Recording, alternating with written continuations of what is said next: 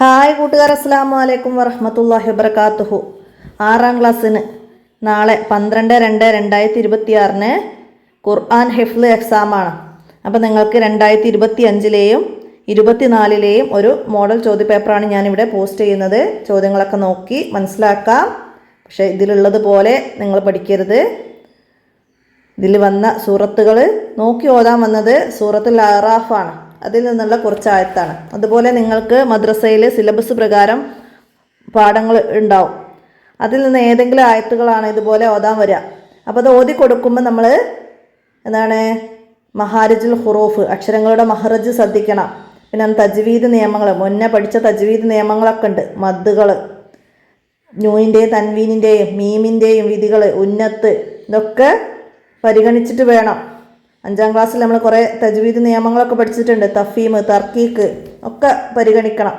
പിന്നെന്താണ് ശൈലി,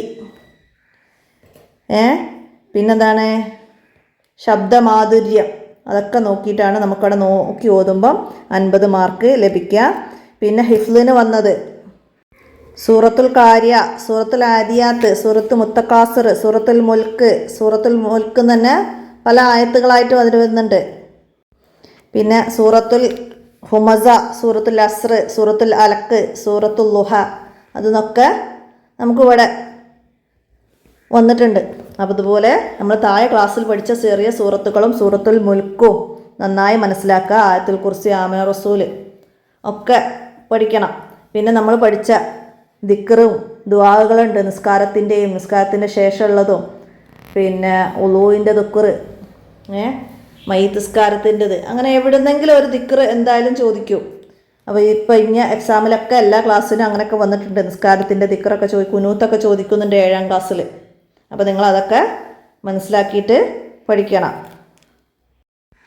ഇത്രയാണ് 25-ൻ്റെ ചോദ്യപേപ്പറിൽ വന്നത്.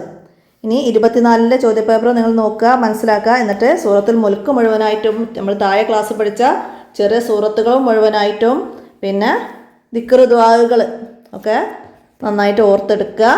ബാത്റൂമിലേക്ക് കയറുമ്പോൾ, വാഹനത്തിൽ കയറുമ്പോൾ, വീട്ടിൽ നിന്ന് പുറത്തേക്ക് ഇറങ്ങുമ്പോൾ, അങ്ങനെയൊക്കെ പഠിച്ചിട്ടുണ്ട്. മസ്ജിദിലേക്ക് കയറുമ്പോൾ ഏതാ വരിക നമുക്ക് പറയാൻ പറ്റില്ല. അപ്പോൾ എല്ലാവരും മനസ്സിലാക്കി പഠിക്കുക, ഉപകാരപ്പെടുത്തുക. വീഡിയോ കൂട്ടുകാർക്കൊക്കെ ഷെയർ ചെയ്തെടുക്കുക. അസ്സലാമു അലൈക്കും വറഹ്മത്തുള്ളാഹി.